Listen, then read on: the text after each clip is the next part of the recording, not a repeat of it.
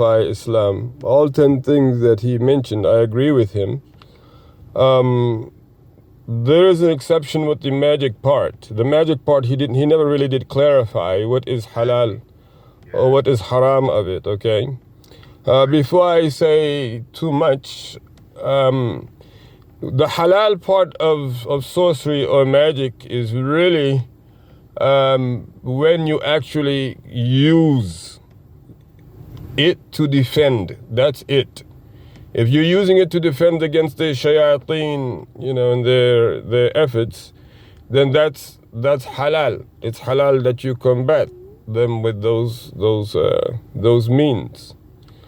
Another thing is that in terms of the TMOA, where they're having to refute on or where they're having to worry about pertaining the sorcery part, really is where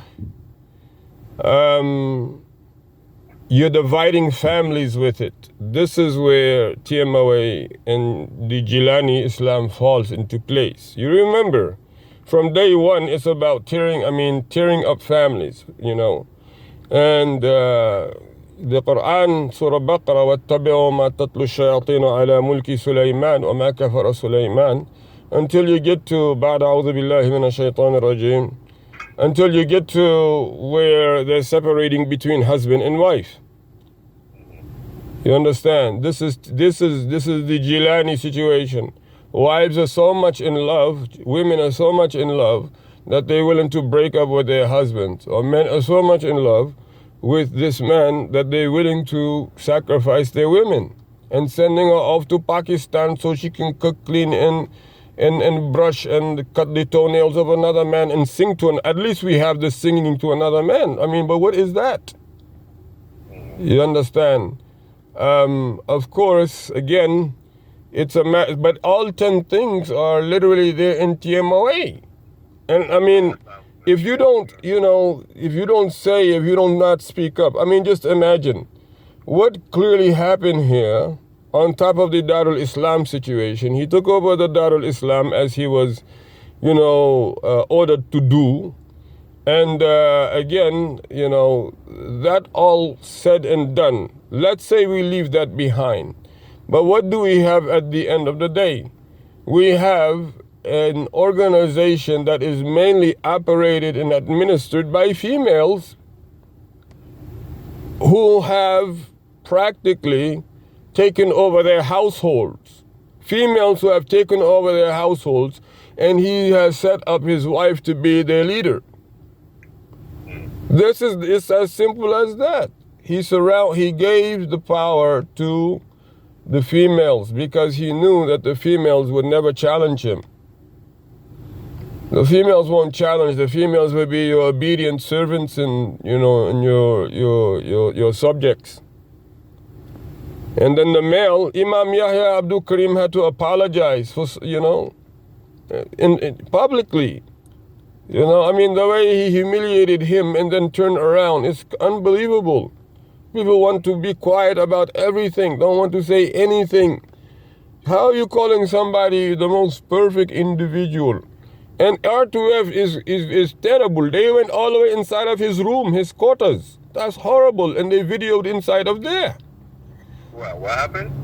R2F got footage of Mubarak Gilani's quarters, his bedroom.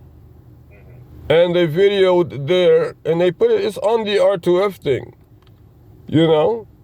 But the point of the matter is that when you call yourself all these things, or people assert all these things to you, you understand, you are going to expire one day. One day, we're all going to leave this earth. And realize that as much as they're trying to assert to you, is as much as you only have the right to be asserted to. Everything else is meaningless. No matter what they try to assert to you, you're only going to have what Allah subhanahu wa ta'ala has destined for you to have, isn't it? That's true. So why are you trying so hard to assert something to somebody? Why don't you worry about your own self? This is the point, But just as the Iblisi forces in Richmond, because they tried to bribe, and also they got their munafiqeen, the nafiqeen conspirators to say that I don't show up, whatever, to make these jokes and mockery. But they made it clear on Friday that as long as I was not going to adjust, as long as we do not compromise, then we will not be given any contracts. But they're very silly people, because that thing, it affected at one point, but we bore it patiently with Allah subhanahu wa ta'ala's leave. So we got through that all. So it's like on both days, the same day, both the Iblisi allies out there in the east, they thought they could bribe with family. But we've already given our yesterday and our today for Allah alone. Tomorrow we only ask Allah Ta'ala to give us the mercy of the akhirah tomorrow, you understand? So you cannot use these worldly things, like Allah subhanahu wa ta'ala says, إنما أموالكم وأولادكم فتنة إن من أزواجكم وأولادكم عدوا لكم فاحذروهم. People are worshipping their families, man. People are obedient more to their spouses than they would care, especially the male people. I'm surprised you have men, you understand, who know that they are really men, who understand that they have the responsibility of living up to Prophet ﷺ's, his legacy. They have the responsibility of doing that, but they're subdued by Iblisi means and trying to please non-Muslims and just people, to where they're subdued by their own wives, man. That's ridiculous, you understand? And that's where you have, they're trying their best to, They nullify your Islam, thinking that there's a way better than... Exactly, but this is all, of course, and this was all said at the very early declaration of the Quranic revolution. All of these things, the finances that they have economically, how they have the community, all of it is set up on Mushrikeen ways. And so this was when we said, where is the authority that you have to do this? You understand? They did not care. But every 10 of them, they're all involved in it.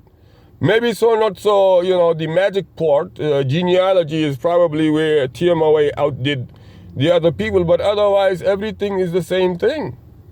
I mean, in the case of TMOA, they're saying that, you have a lot of different Islams, so this is another one of our Islam. That's the only way that, they built on the people's, misconceptions, They really fed off of that,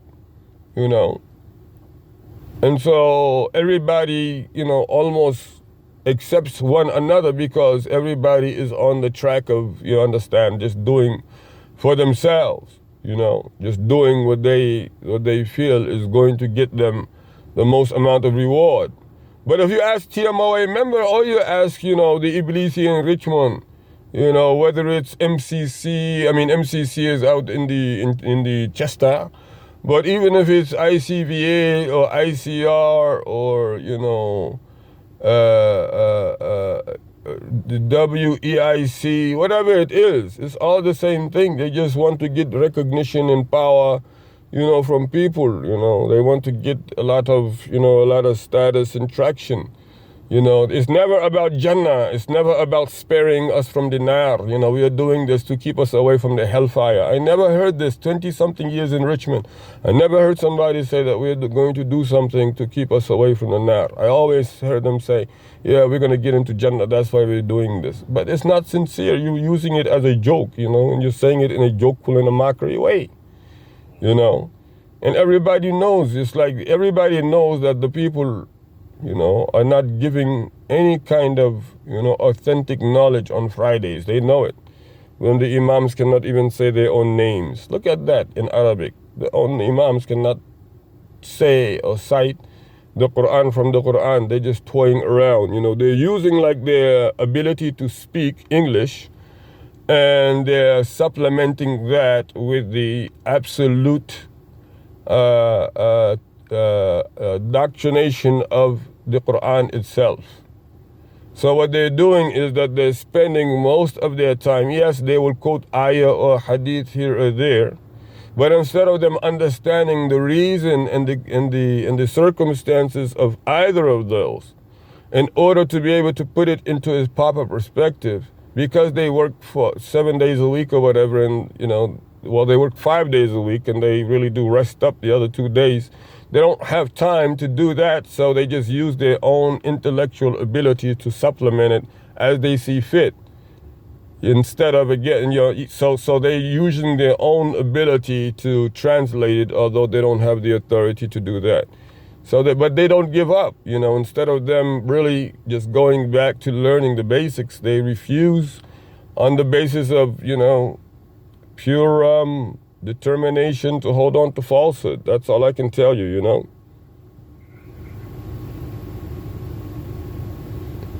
I see the problem we have in our communities in the West. What do you think is gonna make it better? Like, are we the I don't understand what. We will get to that, but first and foremost, we have to realize, understand what we are actually facing. We have to understand, the level of it. In other words, the quantity of it. And we also have to know what truly has it impacted and to what extent.